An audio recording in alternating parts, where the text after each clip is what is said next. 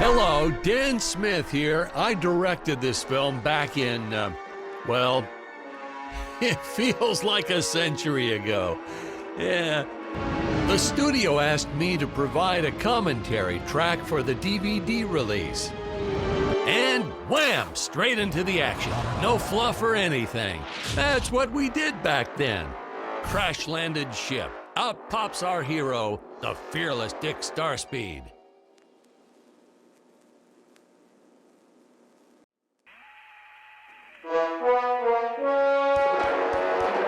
The ship's velociter reactor is damaged.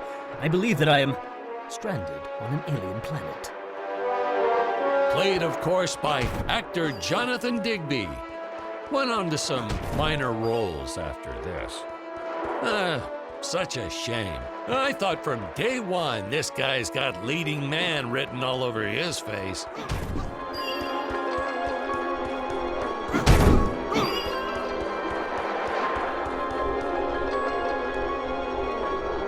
Greetings, citizens of Gravoria. I am Dick Starspeed, and I come in peace. Probably shouldn't have had Dick draw his weapon when he was talking about peas. Well, maybe one day we'll go back and CG it into a sandwich or something instead. Ha! Just kidding.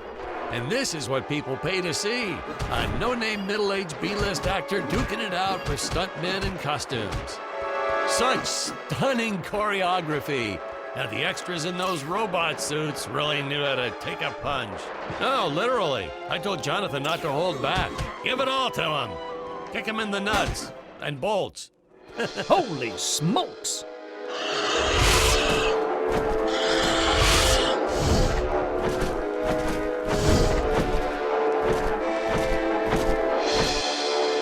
If I land squarely on that grain silo, I should survive this fall unscathed.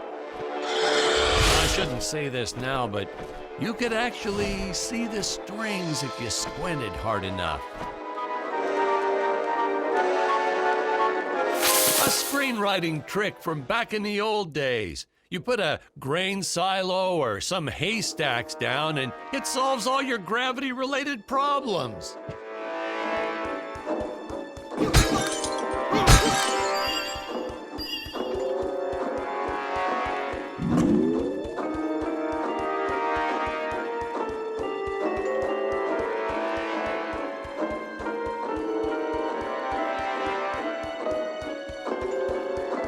It appears some of my equipment was lost when my ship was shot down. But what luck! This high-tech scanner reports that my ray gun is nearby.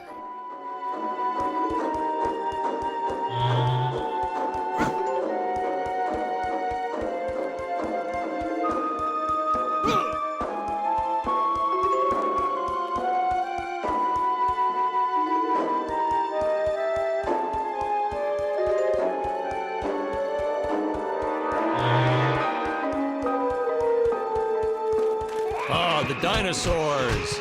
You just don't see quality stop motion like this anymore, do you? Someone actually sat there and moved them, frame by frame. Today, it'd be done with computers, but where's the artistry in that?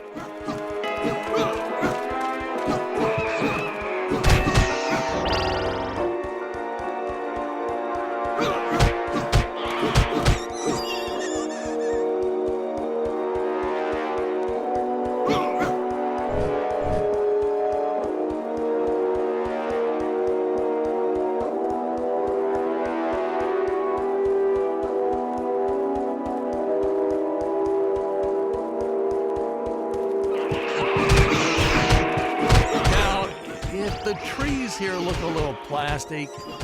Well, it's because they are. I took them from the set of my last film, Vampire Island 2.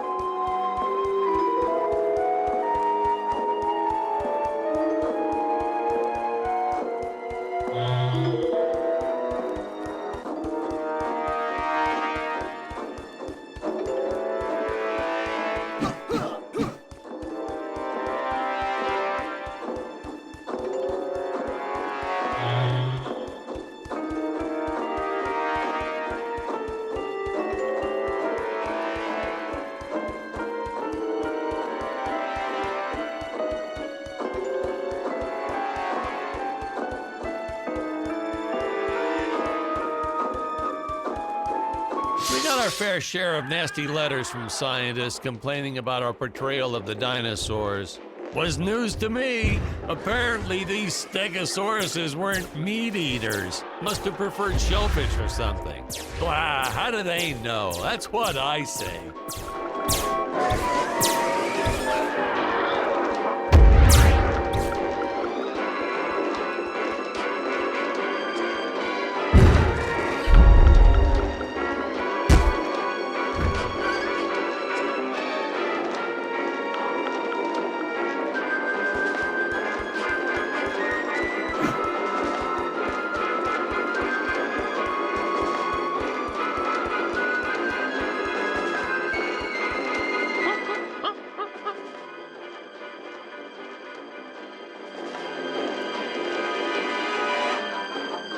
As usual, the local population is defenseless. That's where our hero steps in and saves the day.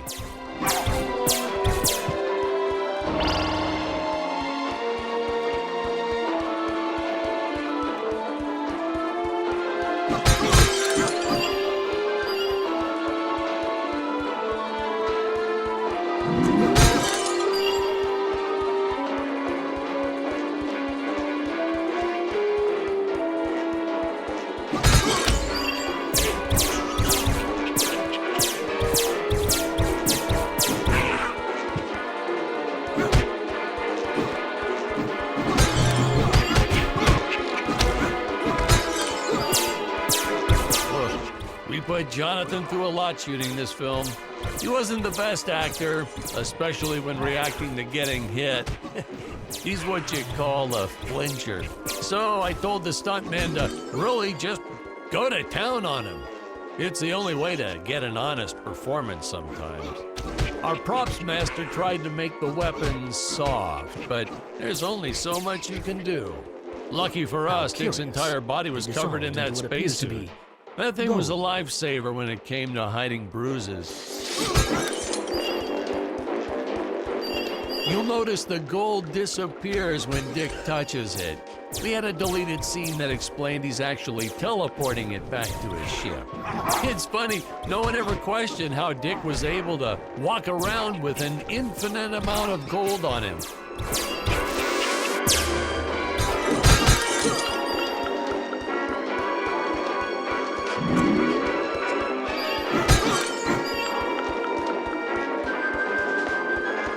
We had to redo these shots.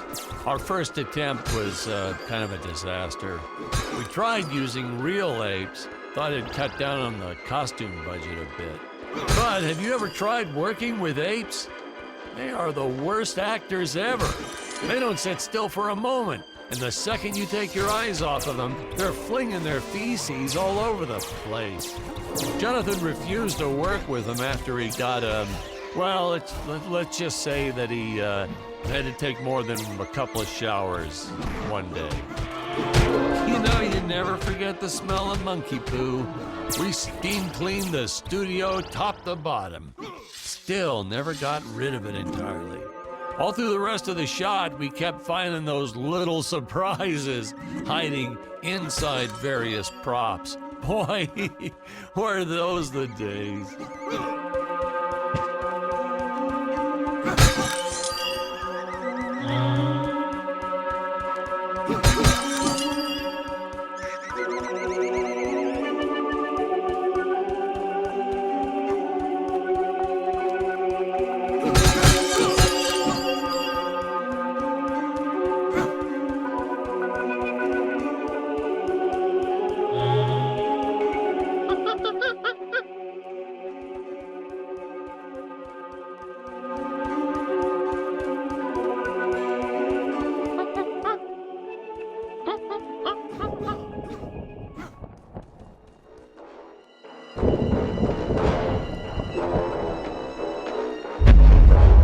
Really top-notch stop-motion effects, huh?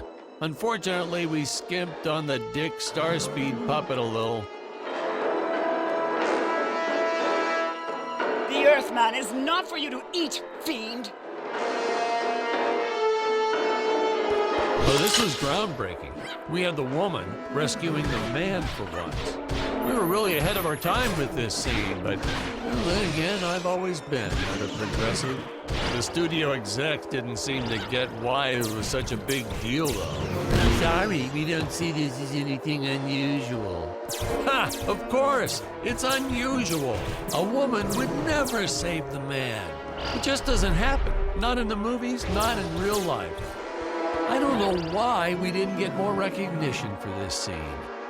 Well, I guess I was just a little too ahead of my time.